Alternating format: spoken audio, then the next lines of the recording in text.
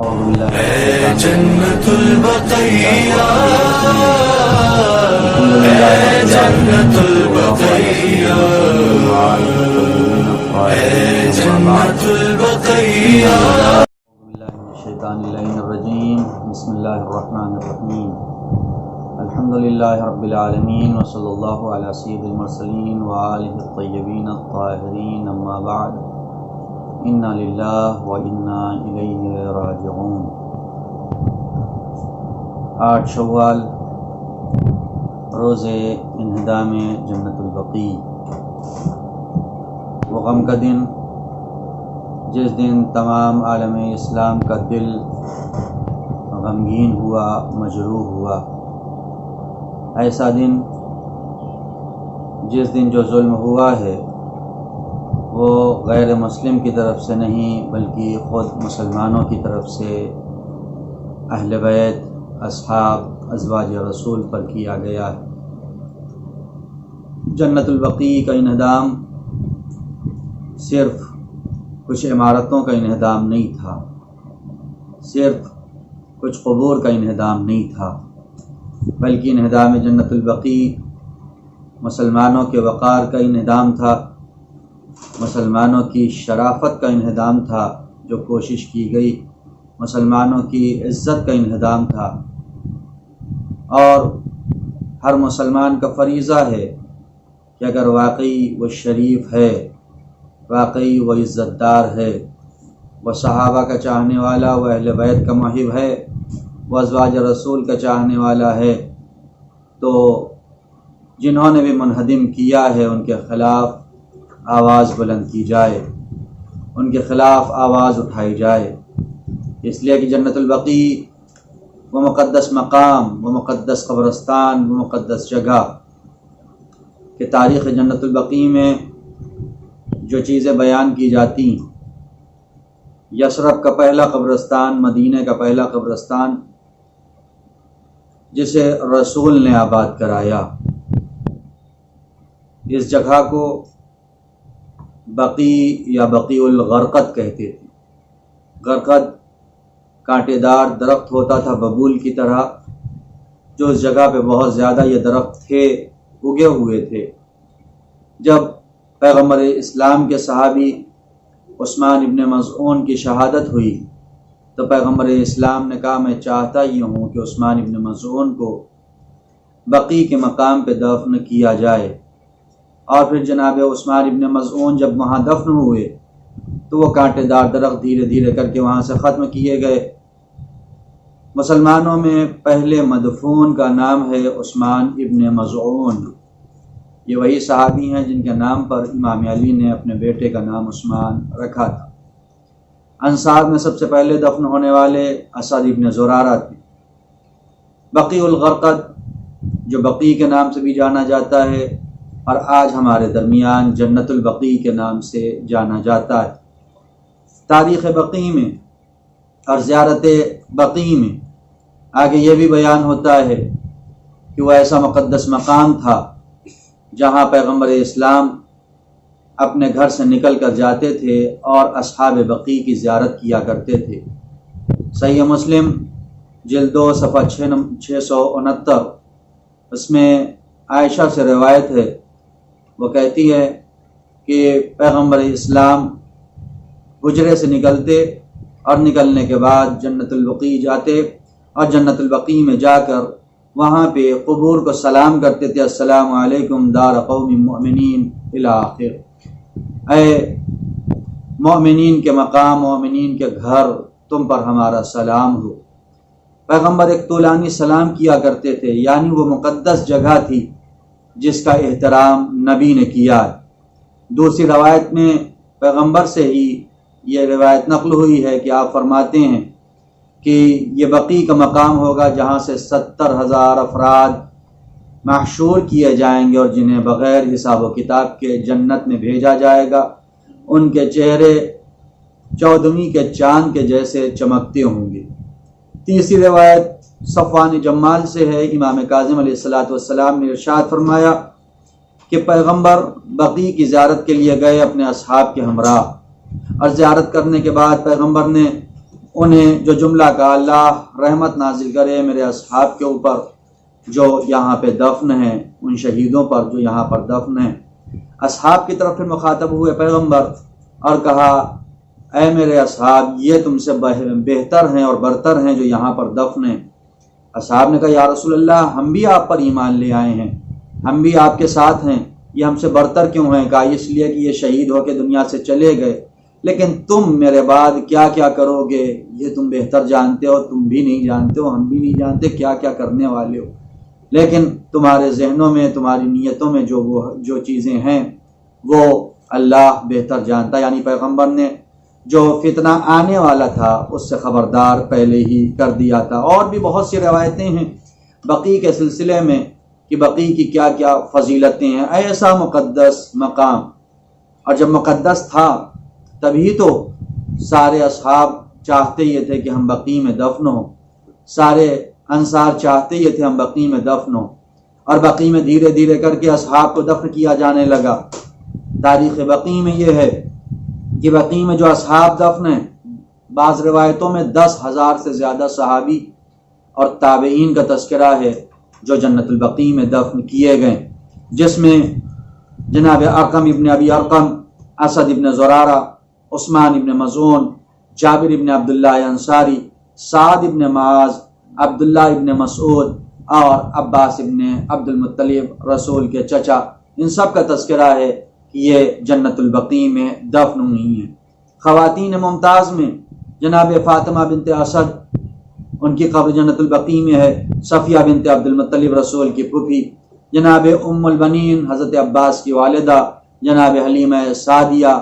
رسول نے کو جنہوں نے پالا تھا بچپن میں کچھ سالوں تک، ان کی قبور بھی یہیں جنت البقیع میں موجود ہیں۔ اس کے علاوہ ازواج پیغمبر میں جناب سودا، جناب ام سلمہ، جناب زینب، جناب جویریہ، جناب رملہ، جناب صفیہ، جناب ماریہ اور اس کے علاوہ بھی قبور موجود ہیں۔ اس کے علاوہ جو سب سے بڑی شے جو اس قبر کو، قبرستان کو ممتاز کرتی ہے، وہ ائمہ معصومین اور شہزادی کونین کی قبر ہے۔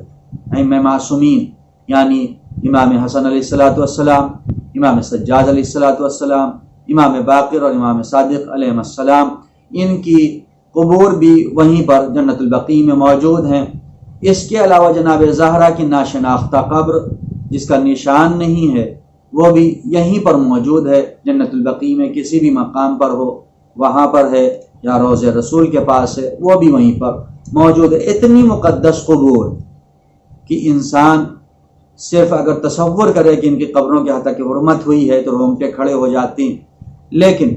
تمام قبور وہاں پہ موجود رہیں۔ اصحاب زیارت کے لیے جاتے رہے، پیغمبر زیارت کے لیے جاتے رہے، معصومین زیارت کے لیے جاتے رہے، علماء تشیع، علماء اہل سنت وہاں زیارتوں کے لیے جاتے رہے، اور وہاں پر قبور، گنبد، تمام بقعات مبارکہ طیبہ وہاں پر بنے ہوئے تھے۔ 300 سال پہلے 1143 ہجری میں اب انقلاب آیا، مسلمانوں کے درمیان استعماری طاقت برٹن، انگلینڈ نے مسلمانوں کے درمیان ایک کینسر کو بنانا شروع کیا جس کا نام ہے وہابیت۔ اس کو ایک انسان مل گیا محمد ابن عبد الوہاب نام کا، جو ایک ایسا جوان جو قرآن کی تفسیر اپنے ذہن سے کرنے والا، احادیث کی تفسیر اپنے ذہن سے کرنے والا، ایک نئے قسم کا اسلام رائج کرنے والا، اس کو انگلینڈ اور استعماری طاقتوں نے آگے بڑھایا، اور آگے بڑھا کے ایک تیر سے کئی نشانے لگائے۔ پہلا یہ کہ مسلمانوں کے درمیان اختلاف پیدا کیا جائے، اور جیسے اور بھی قادیانیت جیسے مذہب ایجاد ہوئے ہیں، ایک وہابیت جیسا مذہب بھی ایجاد کر دیا جائے۔ مسلمانوں کے درمیان اختلاف کے علاوہ اس زمانے میں عثمانی حکومت بڑی مضبوط تھی، مسلمانوں کا اقتدار تھا، مسلمانوں کی بڑی طاقت تھی۔ عثمانی حکومت کو کمزور کرنے کے لیے بھی محمد ابن عبد الوہاب کا استعمال کیا، اور کچھ ٹاسک دیے گئے تھے جو کچھ عملی جامہ جس کو پہنایا گیا اور کچھ کو نہیں پہنا سکے، اور پھر دھیرے دھیرے اس میں بھی ریفارمیشن لائے، اور وہابیت آگے چل کے اس ٹاسک سے پیچھے ہٹ گئی۔ جو ابتدا میں محمد ابن عبد الوہاب کو ٹاسک دیے گئے تھے، آپ سوچ نہیں سکتے ہیں سب سے پہلا یہ کام تھا کہ تمام مسلمانوں کی تکفیر کرنا ہے، تمام مسلمانوں کو کافر ثابت کرنا ہے، ان کی عورتیں حلال ہیں، ان کا قتل کرنا حلال ہے، ان کے شہروں کو پامال کر دینا ہے، ان کے شہروں میں حرج مرج ایجاد کر دینا۔ ابھی جب IS اور داعش آیا ہم نے دیکھا انہوں نے کیا کیا کیا، یہ اسی محمد ابن عبد الوہاب کی فکر کا نتیجہ تھا۔ اس کے علاوہ دوسرا ان کو جو ٹاسک دیا تھا انگلینڈ نے وہ کعبے کو گرانا تھا، اور اس فکر کے ساتھ یہ بت پرستی کا مظہر ہے، کوئی ایک مقام اللہ کے لیے نہیں، اللہ ہر جگہ موجود ہے اس لیے اس کو گرا دیا جائے، لیکن الحمدللہ وہ عملی جامہ نہیں پہنا سکے، اور دھیرے دھیرے وہ فکر بھی اس نے بھی اپنے قدم پیچھے ہٹا لیے۔ تیسرا کام تھا عثمانی حکومت کو ختم کرنا، چوتھا کام تھا قرآن میں تحریف کرنا، یہ بھی ان کا ٹاسک تھا، اپنے حساب سے قرآن میں تحریف کی جائے۔ محمد ابن عبد الوہاب کو یہ ٹاسک دیا گیا، آپ کو یہ کام کرنے۔ اور بھی بہت سی چیزیں تھیں لیکن دھیرے دھیرے اس سے اپنے قدم کو پیچھے کھینچا۔ اس کے علاوہ پھر جب وہ آگے بڑھا اور اس کو نجد کا ساتھ ملا تو دونوں مل کر ایک نئی فکروں کو جنم دیا مسلمانوں کے درمیان۔ نئی فکر، غیر اللہ سے مانگنا شرک ہے، غیر اللہ کے قریب جانا شرک ہے، قبروں پہ جانا بدعت ہے، زیارت کرنا بدعت ہے، یہ ساری چیزیں ایک نیا اسلام، یعنی ابھی تک جو 1100 سال سے اسلام چل رہا تھا، جو 1150 سال سے اسلام چل رہا تھا، یہ گویا مسلمان ہی نہیں تھے، یہ گویا اسلام سے سب خارج تھے، اور اسی لیے انہوں نے سب کو اسلام سے خارج کرنا شروع کیا۔ یہی فکر جب آگے بڑھی 1221 ہجری پہنچتے پہنچتے نجدی افراد، وہابی افراد مضبوط ہوئے، انہوں نے وہاں کے شہروں پہ حملہ کرنا شروع کیا، کبھی طائف پہ حملہ کیا، ہزاروں سنی علماء کا قتل کیا، کبھی مکے پہ حملہ کیا، کبھی کربلا پہ حملہ کیا، کبھی نجف پہ حملہ کیا، یہ حملات کرنا شروع کیا، اور شہرہائے مسلمہ میں حج و مرج ایجاد کرنا شروع کیا۔ اسی بات کو آگے بڑھاتے ہوئے 1344 ہجری میں 8 شوال کو جب یہ جنت البقیع کا انہدام ہوا، اس سے پہلے بھی ایک بار 1221 ہجری میں جب یہ نجدی لوگ جنت البقیع کے قریب سے گزرے تھے تو انہوں نے وہاں گنبدوں کو گرا دیا تھا۔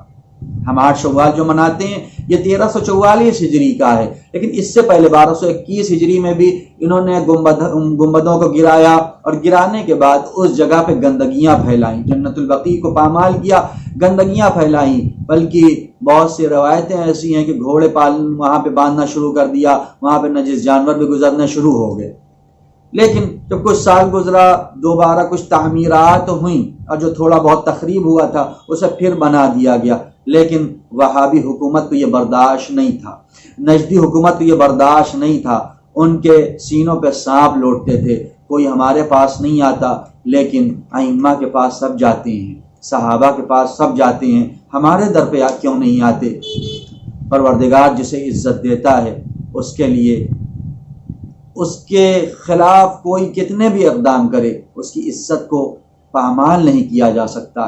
لیکن انہوں نے 1344 ہجری کے ماہ مبارک رمضان میں جو قاضی القضات تھا مدینے کا، جس کا نام تھا عبداللہ ابن بلیحد، پروردگار کی لعنتیں ہوں اس کے اوپر، اس نے یہ حکم دیا اور تمام علماء مدینہ کو جمع کیا، اور پہلے سے ان کو یہ تحدید کر دی گئی تھی اور تطمیع کر دی گئی تھی، کچھ کو لالچ کے ذریعے سے اور کچھ کو پریشر کے ذریعے سے، کہ دیکھو جو ہم کہیں گے وہ ایسا ہی فتویٰ دینا۔ سب نے مل کے فتویٰ دیا، ہاں قبور پہ جانا شرک ہے، ان سے توسل کرنا بدعت ہے، یہ تعمیرات شرک ہے، ان سب کو گرا دیا جائے، جس کے نتیجے میں 8 شوال سن 1344 ہجری کو بقیع کو پامال کر دیا گیا، ساری قبور گرا دی گئیں، ائمہ کی قبریں پامال ہوئیں، شہزادی کی قبر پامال ہوئی، اصحاب کی قبر پامال ہوئی، سب کو مسمار کر دیا گیا، سب کو زمین دوز کر دیا گیا، عالم اسلام جریحہ دار ہوا، سب کے دل غمگین ہو گئے،